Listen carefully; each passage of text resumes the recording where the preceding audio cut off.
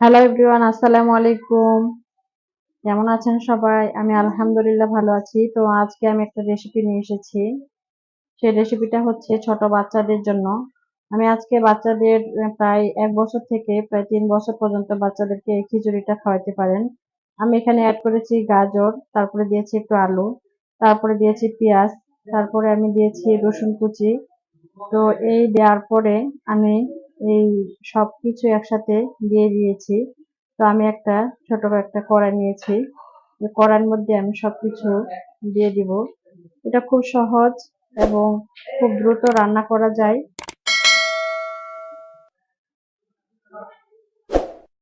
আমি সবকিছু এখানে অ্যাড করে দিব।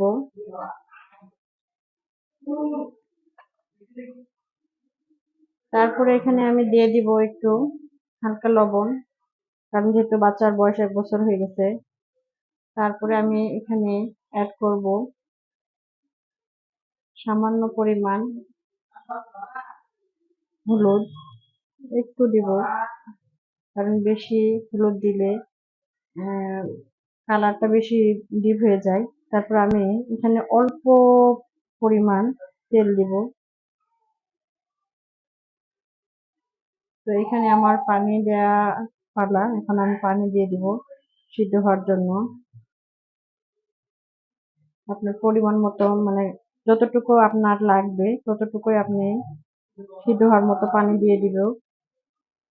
তো এভরিওয়ান, এই যে আমি একেবারে কড়ার মধ্যে বসায় দিয়েছি মেজি চুলার মধ্যেই। তো এটা আমার হইতে প্রায় ৩০ মিনিট লাগবে। এর মধ্যে আমি ঢাকনা দিয়ে দিব। আমি ৩০ মিনিট পর তারপরে দেখব। আমি ৩০ মিনিট টাইম দিয়ে দিচ্ছি।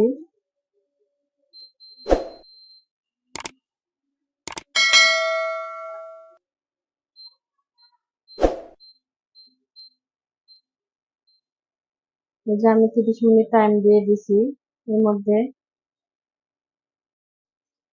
তো এভরিওয়ান, দেখি এখন আমার বাচ্চার খিচুড়িটা হয়েছে কিনা। তো অনেকটা পানি শুকিয়ে গিয়েছে এবং সিদ্ধ হয়ে গেছে।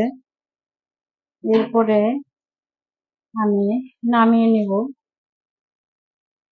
তো দেখতে পাচ্ছেন আমি নামিয়ে নিয়েছি এবং এরকম একটা ডাল ঘুটুনি দিয়ে আমি এভাবে করে নেড়ে নিব।